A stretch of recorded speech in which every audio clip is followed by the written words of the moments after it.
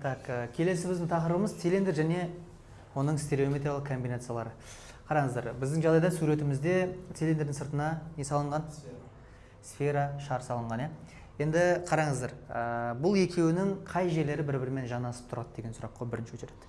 Жанасып тұрған жері табанның шеңбері тиіп тұрады, Сосын үстіне шеңбер тиіп тұрады. Мен әдейі тере-тере қылып нерде салып қойдым. Осы шеңбер тиеді, нердегі шеңбер тиеді.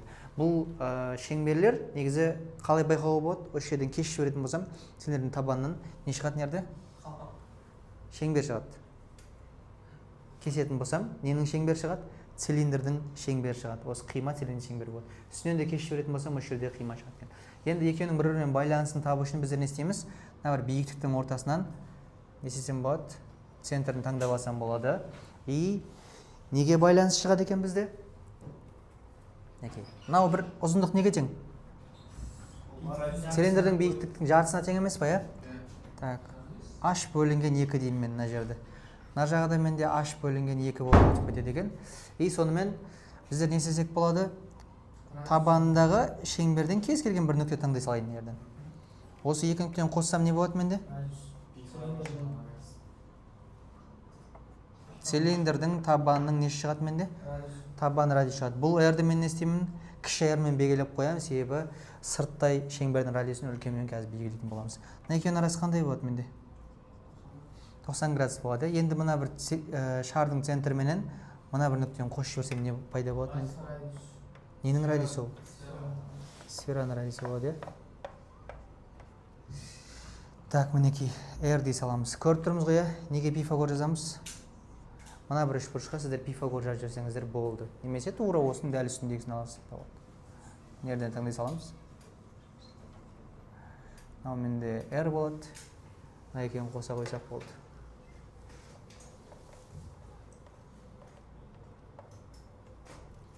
Мінекей R деп. Осы екі үшбұрыш қандай болады менде? Негізі бір-біріне тең болады. Тең әрі ұқсас деп айтылады. Енді қараңыздар. Жалпы цилиндрдің сыртына шар әрқашан салына ма деген сұрақ. Тік болса ғана салынбайды. Күлгі болса салынбай қалады. Енді ол тігі понятно. Тік болса әрқашан салына бере ма? Әрқашан салына береді. Цилиндрдің тек қана несі ойнап тұрады? Биіктігі ойнап тұрады. Болды. Табанда радиусын былай жалпы айттым, кішірейттім дегенмен, одан ештеңе өзгермейді. Себебі сыртқы сфераның да несі радиусы соған қарап өзгеріп отырады, масштаб өзгеріп отырады. Енді вопрос, цилиндрге іштей шар қалай салынады? Қабырғасынан үстіндегі шегі көш биіктігі бірдей болса емес па? Қай жерлері бірдей болса? Қасына екі қабырғасы. Цилиндрдің қабырғасы деп айтыла ма не? Цилиндрдің биіктігі мен несі тең болу керек? Табанның несі тең болады?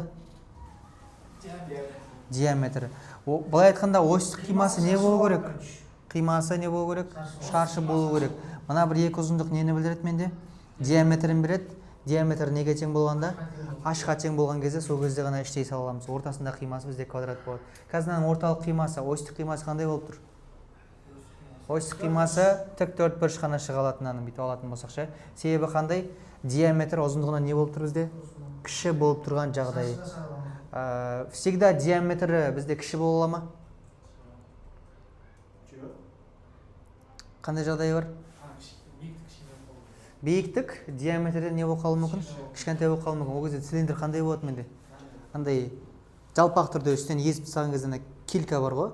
Соның не цилиндр ұқсап қалады, жалпақ цилиндр болып қалады. Қазір бізден ұзын тұрба ұқсап тұр. Осымен қысып жіберетін болсақ, жалпақ болады, шеңбер үлкен болады, биіктігі кішкентай болады. Ондай да болады екен. Екеуінің норма жағдай қандай болады? Жаңағы мына бір биіктікпенен астындағы диаметр тең болған жағдайда қандай жағдайға сәйкес келеді екенбіз біздер? Ол кезде даже ішіне де шеңбер, ішіне де шар немесе сфераны сала алады екенбіз. Осындай жағдай есепті шығаруға тек мына бір қима қажет болады. Қима деген кезде не ол? Ортасынан бөлініп алған тік бұрышты үшбұрыш қана. Ал бұның қимасы, осьтік қимасы нерден пайда болатын? Не болады екен? Тік төртбұрыш қана болады екен. Басқа айтатын зат жоқ мына жерде.